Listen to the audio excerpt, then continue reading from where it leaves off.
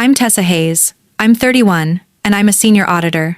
I just flew in from Frankfurt after closing the biggest deal of my career. I felt unstoppable. I drove my rental from the Denver airport straight to my parents' house, not to see them, but to pick up my car, my black Dodge Challenger. My dream car, the one I kept in their garage while I traveled. I clicked the garage door opener. The door slowly rolled up, revealing an empty space. Just a concrete floor and a faint oil stain where my car should have been. My car was gone. My heart stopped. I walked into the house, my carry-on bag hitting the floor.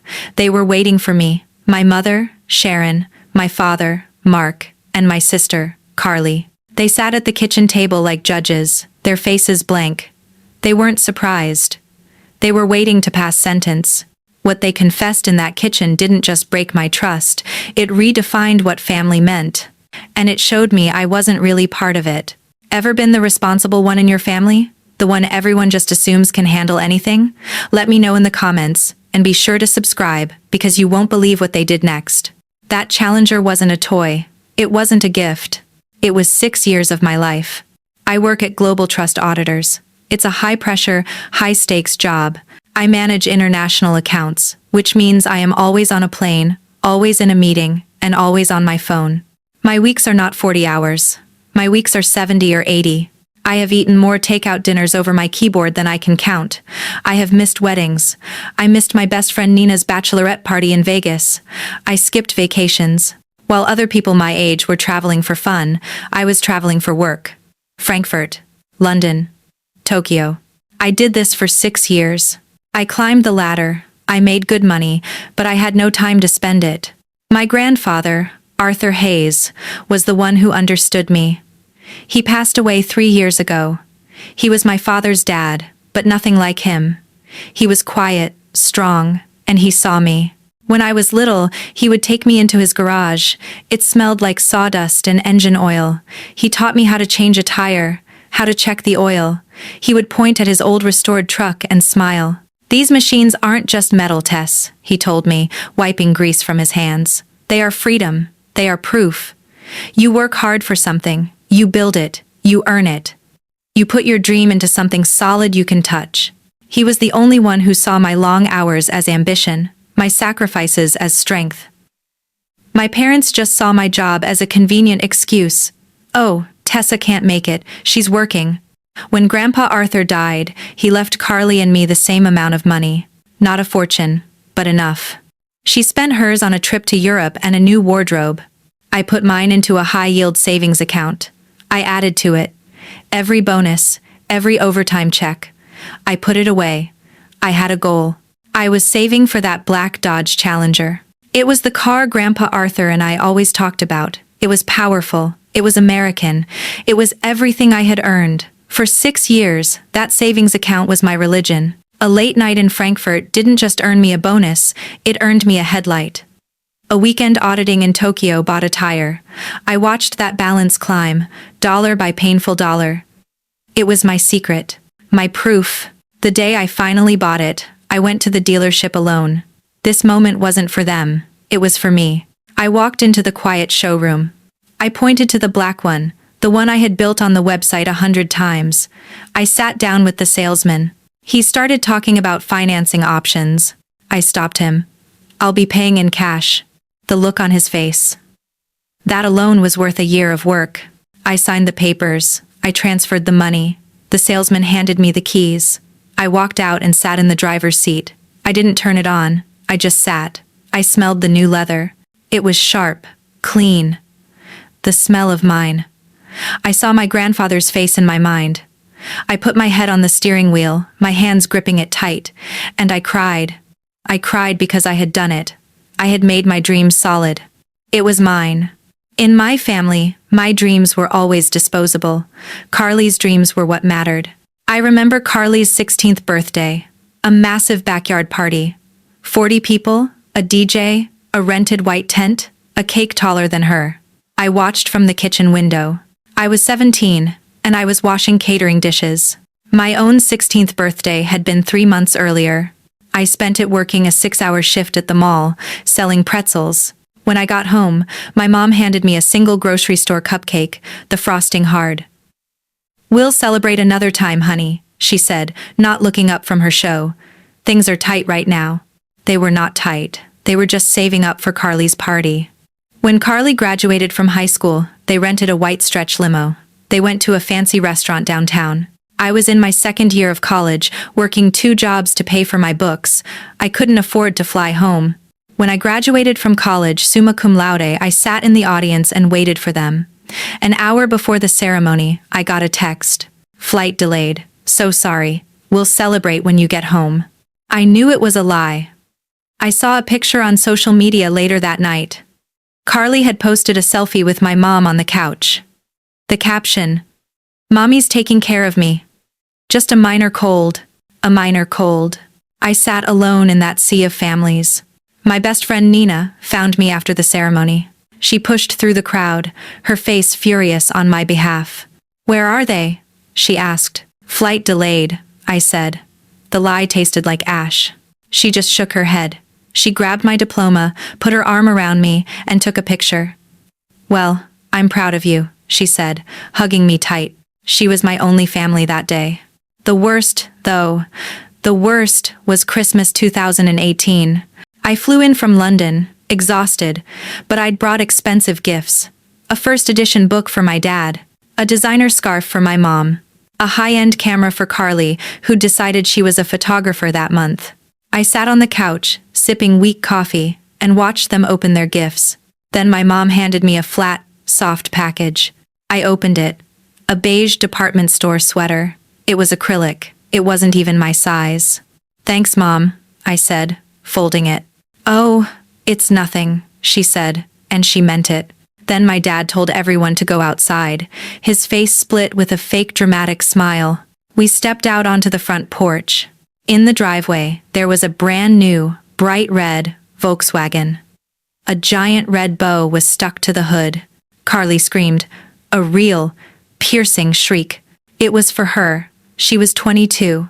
She had just quit her 3rd job in a year this time as a receptionist because, she said, the lighting was bad for her. She needed reliable transportation to go find herself. I looked at the car. I looked at my beige sweater. My father was beaming. My mother was actually crying, real tears of joy. "Isn't it wonderful, Tessa?" my mom asked. "Now she can really get started on her life." I just nodded.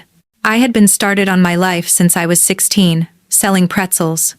My reliable transportation was a 10-year-old sedan I'd bought with my own money. My Challenger was different. I bought it myself. I asked them for nothing. It was the one part of my life they hadn't touched. I only asked them for one thing. One small favor. To keep it safe in their garage while I was overseas. So when I stood in that empty garage and then walked into that kitchen, I wasn't just looking at an empty space. I was looking at a pattern. I was looking at my entire life. I already knew the answer before they said a word. My car was gone, and I knew exactly who had taken it. I stood in the kitchen doorway. The silence in the room was heavy, broken only by the hum of the refrigerator. My father, Mark, stared deep into his coffee mug. My mother, Sharon, was picking at her cuticle. And Carly, she was looking at her phone, scrolling, pretending I wasn't even there. "Where is my car?" My voice was quiet. It was steady. It scared me how calm I sounded. My mother looked up. She tried to smile. "Tess, honey, you're home. How was Frankfurt?" "Don't," I said. The word was flat, hard. "Where is my car, Mom?" She got up and walked over, her hands reaching out. I stepped back. I didn't want her to touch me.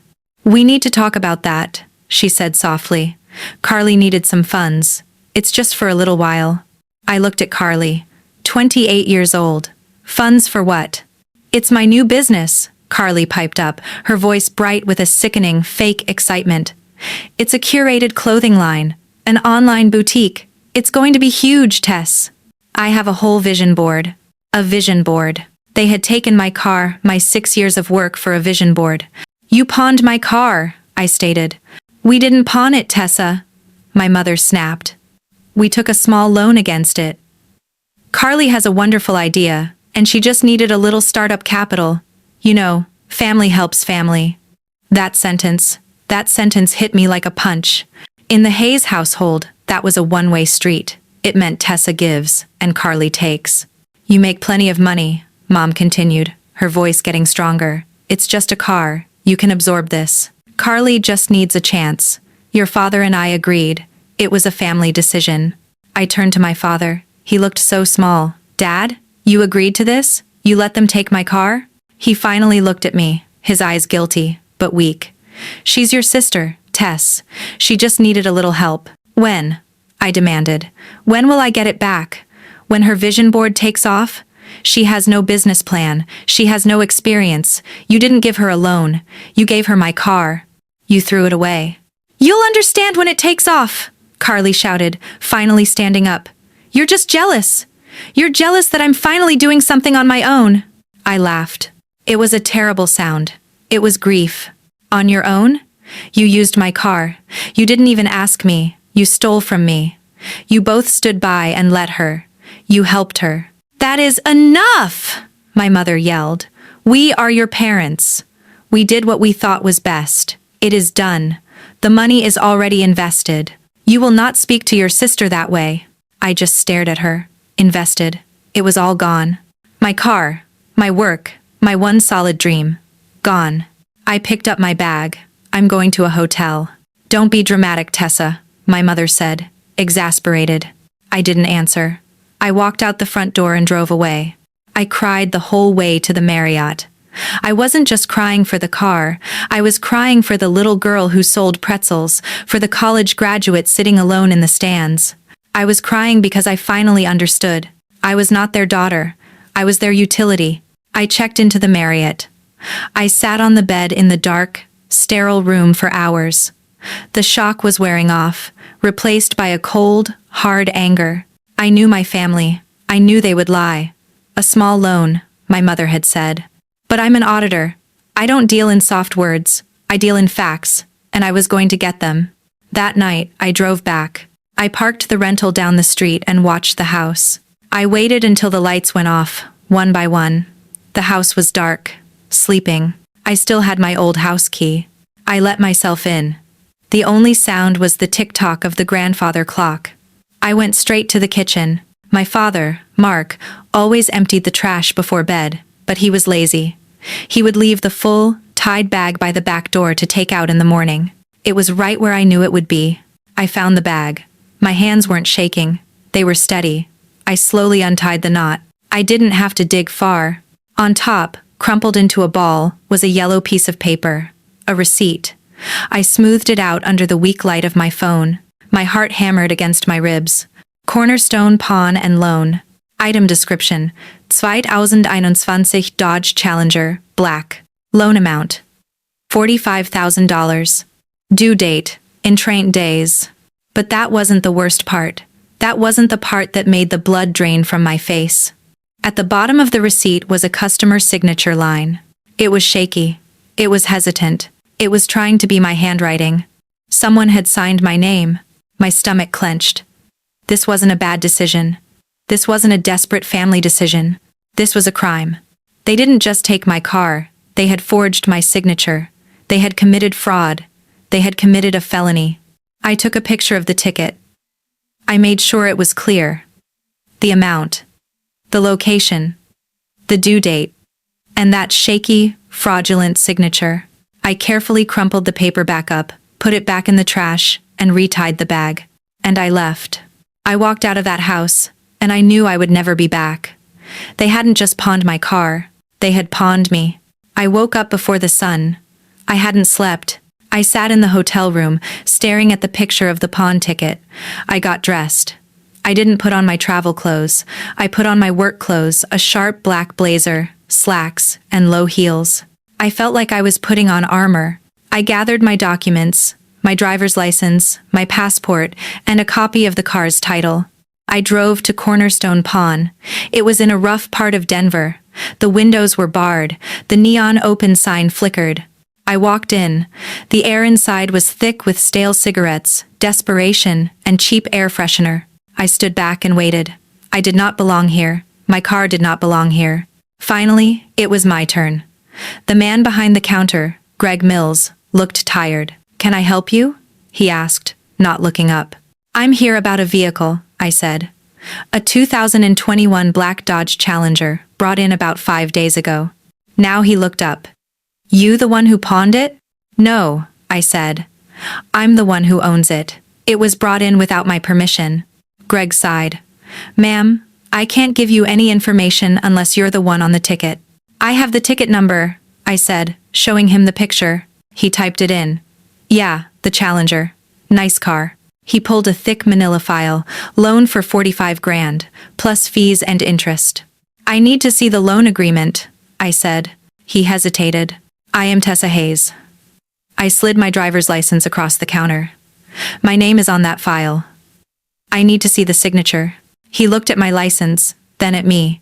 He opened the file and turned it around. There it was, the official loan document, and at the bottom, the signature. Tessa Hayes.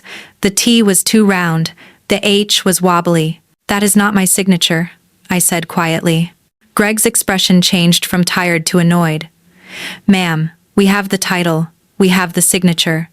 The person had a valid ID. No, they didn't, I said.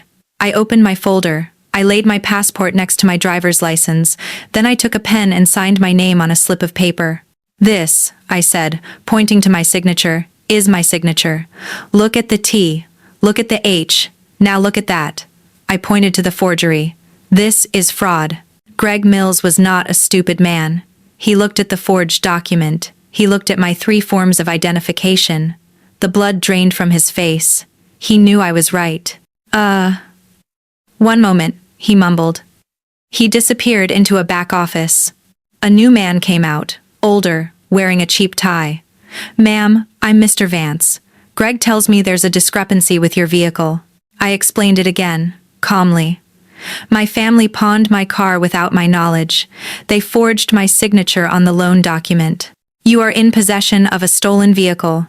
Mr. Vance's face tightened. He knew the legal trouble his shop was in. He looked through the file, the person who brought it in. They had a copy of your passport. My parents? I said. They must have taken it from my files. It was a copy. You are legally required to verify with the original document. Your employee did not. He knew I had him. Ma'am, this is a serious problem. Yes, it is, I said. We have to treat this as a crime, he said, rubbing his forehead. We will, of course, cooperate fully. We need to file a police report, immediately. He reached for the phone. My heart hammered. Police report. This was the moment. I could send them to jail. My mother, my father, Carly, justice. No. Mr. Vance paused, his hand on the phone. What? Ma'am, this is a felony. Identity theft. Title fraud. I know what it is, I said, but I am not filing a police report, not yet. But why? They stole from you. They are my family. The words tasted like ash.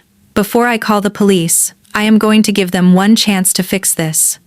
How much is the total amount owed, with all fees, to get my car back today? He typed on his computer. With interest, storage. $47,250. And how long do I have until the loan defaults? 30 days from the loan date. So, you have 25 days left. Thank you, Mr. Vance, I said, gathering my IDs. You will not call the police. You will wait. If my family does not pay you back, I will. And then I will handle them. But I am not sending them to prison. I walked out. I had the truth. I had the power. And now, I had a choice. The showdown was not the end. The next day, Mr. Vance called, his voice nervous. Miss Hayes, we have a problem. Our underwriters are reviewing the fraudulent loan. They want the car off our books. They are moving up the auction date. My heart stopped. What? You said I had 25 days. We did, but the fraud changes things. They don't want to be liable. They're giving you 10 days. 10 days to pay the full amount, $47,250. I'm sorry, my hands are tied. 10 days. I hung up. I called my best friend, Nina, and my Uncle Paul. We met in my hotel room. Nina asked, "Do you have that much liquid, Tess?" "No," I said, "not liquid. Most of my money is in retirement accounts and stocks. If I pull it out, the penalties will be massive. Then they have to pay it, Uncle Paul said. He picked up his phone, put it on speaker, and called my dad. Paul? Mark, you have a new problem. The pawn shop is selling the car in 10 days. You need to come up with $47,250. Now, the line was silent. I heard my mother's voice in the background. We don't have that, Paul, my dad whispered. Then you better get it, Uncle Paul said. Sell Carly's car, the red one. Sell your wife's jewelry. Take a second mortgage on the house. I don't care. You created this mess. You have 10 days to fix it. Or, Tessa goes to the police. He hung up. The next 10 days were pathetic to watch. Carly put her red Volkswagen up for sale, but she had treated it badly. The best offer she got was $8,000. She took it. My mother sold her diamond earrings and a pearl necklace my grandmother had left her. She came back with $4,000. My father, 64 years old, begged for night shifts at his old factory, loading trucks from midnight to 8 a.m. His hands were blistered and raw. With 3 days left, they came to the hotel. They looked awful. How much do you have? Uncle Paul asked. My father put a stack of cash and a cashier's check on the table. It's $19,500. It's all we have. It was nothing. Meanwhile, I had called my director at Global Trust. I explained I had a family emergency and needed my quarterly performance bonus paid out early. I'd just closed the Frankfurt deal. He pushed it through. $15,000 hit my account. I looked at my account. I looked at their pile of money. We were still short by $12,750. It's not enough, I said flatly. So that's it? After all this, you just fail, and I lose my car? They just stared at the floor. They had failed. Again. Uncle Paul sighed. He pulled a checkbook from his jacket. You're all pathetic, he said to my parents. He wrote out a check to me. Tessa Hayes. For $13,000. Paul. No, I whispered. Family helps family, he said, looking right at my father. The right way. This is not a gift. This is a loan, and you will all be paying me back. After you pay back, Tessa. The next morning, the 10th day, I went to the bank. I converted my $15,000 bonus, my family's $19,500, and my uncle's $13,000 check into one single cashier's check. I drove to Cornerstone Pawn, alone. I walked in. Mr. Vance was waiting. I have the check. I handed it to him. He looked at it, ran it through a machine, and nodded. This is correct. $47,250. He typed for 5 minutes. Finally, a printer word. He printed a receipt. Paid in full. He signed it, stamped it, and handed it to me. I'll have someone bring the car around, he said. I waited outside. A minute later, I heard it. The low, deep rumble of my engine. It pulled around the corner. It was dirty from sitting, but it was beautiful. The man got out and handed me the keys. I got in. I shut the door. I smelled the leather.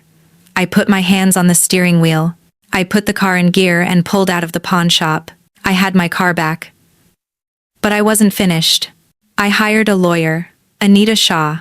Let's be clear, Miss Hayes, she said. You have a very strong case. Title fraud, identity theft, they could go to prison. I don't want them in prison, I said. So, what do you want? I want to be repaid, I said. I want it all back. The $47,000, the $13,000 for my uncle, the cost of my hotel room, the rental car, the lawyer's fees, everything. And I want it to be binding. She smiled. That, I can do. We drafted it. A legal repayment contract, a promissory note and settlement agreement. The total amount came to $64,300. We set the payment at $1,000 a month. It would take them over 5 years. We included a confession of judgment clause. If they missed a single payment, I could take them to court and win immediately. I called the final meeting, the next Sunday, back at the house. I brought Anita. This is Anita Shaw, I said. She's my lawyer. My mother's hand flew to her mouth. Anita was all business. She placed the contract on the coffee table. This is a legal repayment contract. It details the $64,300 debt you owe Tessa Hayes and Paul Hayes. It stipulates a monthly payment of $1,000. It is non-negotiable. She fanned out 3 copies. You will each sign. Mark, Sharon, Carly. You are all equally responsible for the debt. It's called joint and several liability. My father picked it up. It also states, Anita continued, that in exchange for this, Tessa will not pursue criminal charges. My father looked at me, his face a mask of pure, desperate relief. Where do we sign? He said. They signed it, one by one. I signed it last. Anita notarized it. We walked to the door. I looked back at them. 3 people on a sofa, trapped by a piece of paper. I had my boundaries, and for the first time, they were law. Weeks later, the first check cleared. $1,000. I had gotten my own apartment downtown. My Challenger was in the parking garage below, safe and clean. On a clear, cold Saturday, I finally did what I had wanted to do. I got in my car. I drove west, out of the city. I pointed the car toward the Colorado Rockies. The air got thin and cold. The sky was a deep, sharp blue. I rolled the windows down. The mountain air rushed in, smelling like pine and snow. It felt like I could finally breathe. I thought about my grandfather, Arthur. When I first bought this car, it was a trophy. It was proof to my parents that I was successful. See me, acknowledge me, be proud of me. And they had taken that trophy, and they had crushed it. But now, driving on this high mountain road, the car meant something different. It wasn't a trophy, it was a survivor. Just like me. I had fought for it. I had faced their lies, their manipulation, their 30 years of emotional neglect, and I had won. This car, this metal, this engine. It was the physical proof that I was done being their utility. I was done being the invisible one. I pulled over at a scenic viewpoint. The wind was sharp. I looked out over the vast, silent valleys. My phone buzzed in my pocket. It was a text from Nina. Brunch tomorrow, 10 a.m.? I smiled. Absolutely. See you then. I put my phone away. I had my chosen family. I had my job. I had my car. I thought about my parents and Carly, back in that house, trapped by the contract they had signed. I didn't hate them. I didn't feel anger anymore. I just felt quiet. I just felt free. I got back in the Challenger. I turned the key. The engine roared to life, echoing off the mountains. The road ahead was mine, and this time, I was the only one behind the wheel. If you have ever had to fight for respect from your own family, if you've ever been the one taken for granted, remember this. Setting a boundary isn't an act of aggression. It's an act of self-preservation. Thanks for listening. And if you're new here, make sure to subscribe.